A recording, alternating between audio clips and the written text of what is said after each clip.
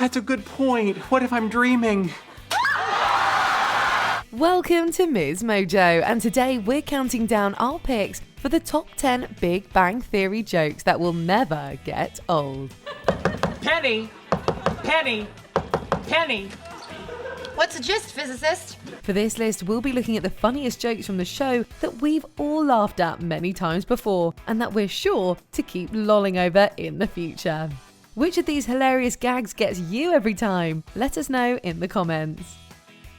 Number 10. Get back here, you stupid bird. The hell is going on? There's a bird outside the window, and he won't go away. That is the hell that is going on. Sheldon has always had a rather hate relationship with birds due to a childhood of scarring experiences with them. He doesn't like them, and they appear to feel the same way.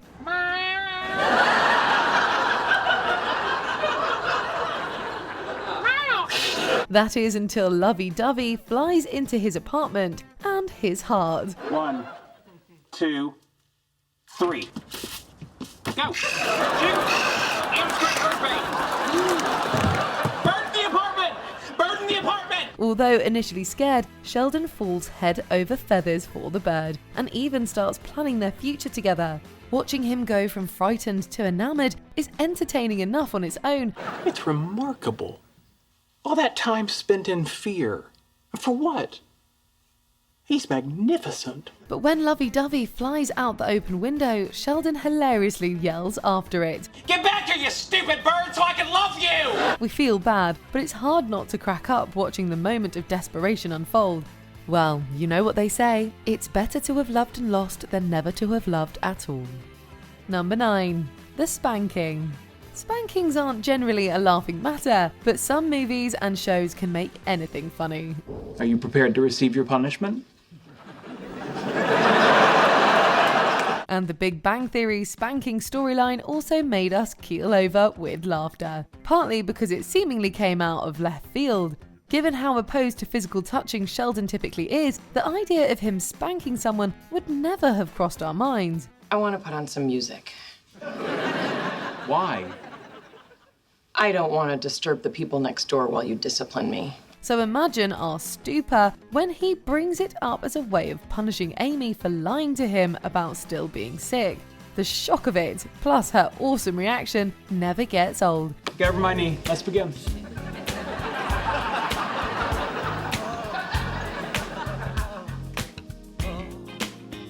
Oh my! And neither does the moment itself, with Sheldon seeming somewhat oblivious to the reason for Amy's apparent pleasure. Excuse me. You're not supposed to be enjoying this. Then maybe you should spank me harder. Maybe I will. Number 8. Survival training. On The Big Bang Theory, lengthy speeches and monologues were usually Sheldon's domain. Howie, what happened to you? We did overnight survival training in the wilderness. Big fun, big fun. But one of the best ones that consistently stands the test of time is actually Howard's story about his night of NASA survival training. It's filled with so many great tidbits, from the lack of food and water to his DIY bed. Do you sleep in tents? No, I slept in a hole I dug in the ground with my bare hands. And it's all made even better by his disheveled appearance. But I did it. I survived. I wasn't sure I was going to when the sandstorm hit. Just pulled my turtleneck up over my head and waited for death. Will personally always love hearing him tell Bernadette about how he was spooned by an armadillo. And at some point during the night, an armadillo crawled in and spooned me. Absurdity aside, it also sets up a great callback towards the end when Bernadette surprises Howard in Houston, only to find his mother is there too. Don't worry, once she falls asleep, I'll spoon you like an armadillo. Number 7. Please pass the butter. In this season 7 episode, Sheldon becomes obsessed with trying to decide if he should get a PlayStation 4 or an Xbox One. And now, after 360, comes Xbox One. Why one? Maybe that's how many seconds of thought they put into naming it. Can you get the butter, please? While having dinner with Amy, he continues to talk about the gaming systems. but all she wants him to do is get her the butter. Then get the other one. Pass the butter. Hang on. I don't feel like you're taking this dilemma seriously. When he questions her enthusiasm for his dilemma, she decides to give him her full and hysterically exaggerated attention. Although the PS4 uses cool new GDDR5 RAM, while the Xbox One is still using the conventional DDR3 memory. Why would they still be using DDR3? Are they nuts? The build-up is great, as Amy plays along while Sheldon goes through his pros and cons. The way it culminates really takes the cake though, and will never not make us laugh out loud. This is a nightmare. How will you ever make a decision? See, I don't know. What should I do? Please pass the butter! Number 6. A naked Howard in Sheldon's spot. Hi, Sheldon. Sheldon's spot on the couch was a running gag on the show, and was the catalyst for many funny moments. Penny, that's where I sit. Sit next to me. No, I sit there. One that will never lose its punch was when Howard, wanting to get revenge on Sheldon for having taken his Iron Man helmet, sat in his spot. Howard, what are you doing? He wasn't using it. And I needed a nice, cool piece of leather to wiggle my naked ass on. But he didn't just sit there. He did so while completely naked, using Sheldon's laptop to cover up his nether region. Get off there. Give me back my Iron Man helmet. Give me back my parking space. You don't need a parking space. You don't have a car. But if you don't need an Iron Man helmet, you're not Iron Man. What makes the bit even funnier is Leonard and Raj's reaction, especially when Howard points out what part of his body is touching Sheldon's computer. I have to say, I thought you'd be more upset that your laptop is sitting on my junk. I didn't pick up on that. That's a nice touch. Number 5. Sheldon tries to teach Penny physics. What sort of foundation do you have? Did you take any science classes in school? Sure, I did the one with the frogs. When Penny witnesses Bernadette talking to Leonard about his work, she decides that she would like to better understand what he does. So she asks Sheldon to teach her a little physics. A little physics? There's no such thing. Physics encompasses the entire universe, from quantum particles to supernovas, from spinning electrons to spinning galaxies. Although reticent at first, the challenge appeals to him and he agrees to walk her through the subject's extensive 2,600-year history. Physica means the science of natural things, and it is there in ancient Greece that our story begins. Ancient Greece. Hush, if you have questions, raise your hand. It begins all the way back on a warm summer evening in ancient Greece.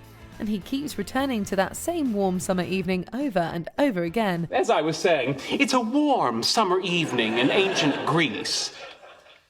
Yes, Penny. By the 4th time, it was definitely getting old for Penny, but not for us. Can you just back up a little bit?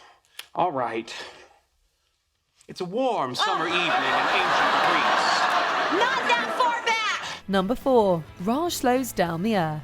Most of us would do almost anything for our best friends. Okay, thank you.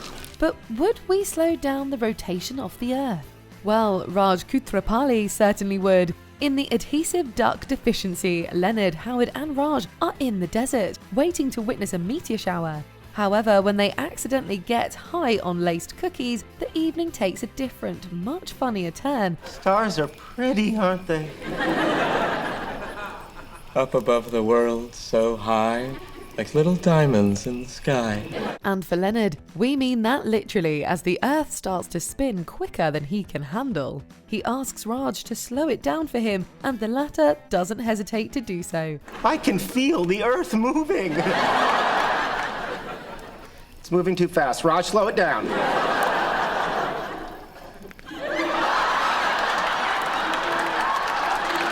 His face as he focuses all his energy on this enormous task is simply priceless. And he's successful, at least according to Leonard. Okay, how's that?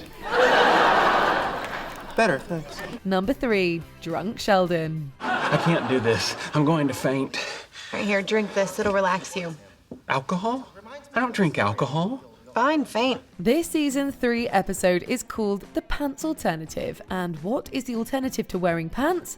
Yep, that's right, not wearing them.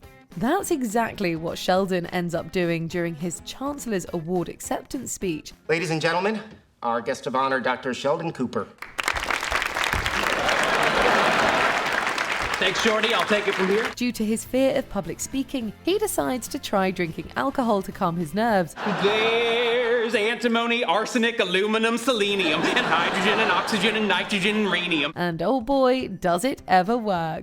He has no worries and plenty of wild jokes up on that stage. He also has no memory of what happened to his pants when he wakes up the next morning. Question 1. Where are my pants? Thankfully, it was all recorded and put on YouTube, so he'll never forget it again. It goes without saying, but neither will we. Now for the astronomers in the audience, get ready to see the dark side of the moon. And here's Uranus. Number 2. The Bazinga ball pit. Frustrated with his inability to figure out a physics question, Sheldon tries various ways to engage his brain. Maybe you need a fresh start. You're right.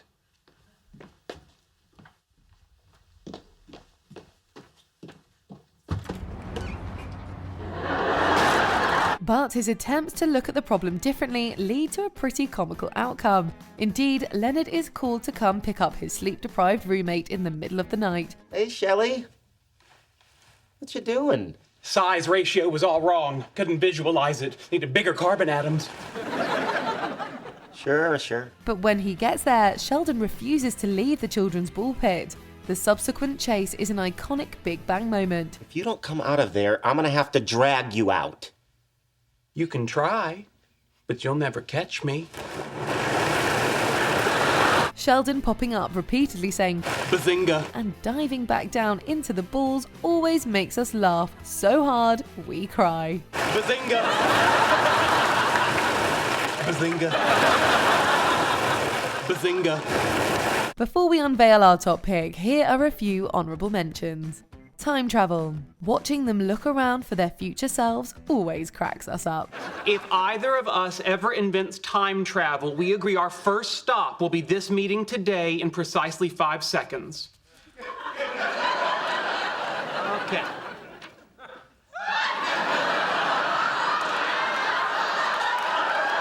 Breaking Sheldon. You break it, you buy it. Oh, now don't you start crying. You get in that spaceship. Mommy's late for Indian bingo. Mrs. Cooper, hey, it's Penny. Yeah, I think I broke your son. The portrait. Penny wishes it would disappear, but we sure don't. I wanted to get you something you didn't have. Wow. I don't know what just wow. Do you like it? Do I like it? Wow. So, where are you gonna hang it? Oh my God, hang it. Wow. Leonard uses Sheldon's bongos against him. It's both called for and really funny. Poor guy. Must have been exhausted. Shouldn't like to sleep.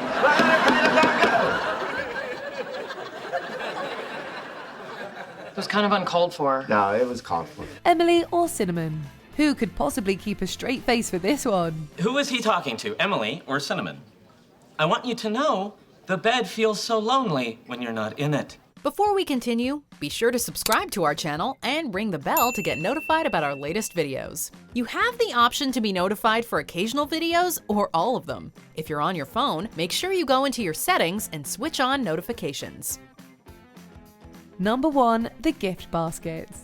You know that thing that happens when you absolutely love a song and then you play it over and over and over again until you almost don't even like it anymore? To Sheldon, live long and prosper. Leonard Nimoy. Well, that'll never happen with the gift basket joke from season 2 of The Big Bang Theory. Penny giving Sheldon the napkin with Leonard Nimoy's signature on it is one of the show's most popular scenes, and for good reason. He came into the restaurant. Sorry, the napkin's dirty. He wiped his mouth with it.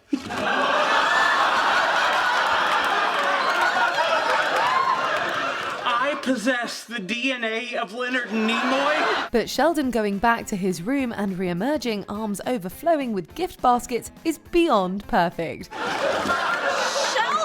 what did you do? I know. It's not enough, is it? Every time we see it, feels like the first. because it's just as hysterical now as it was all those years ago. The scene gets us almost as excited as Amy is when Sheldon gets her a tiara. You look beautiful. Of course I do! I'm a princess and this is my tiara! Do you agree with our picks? Check out this other recent clip from MsMojo. And be sure to subscribe and ring the bell to be notified about our latest videos.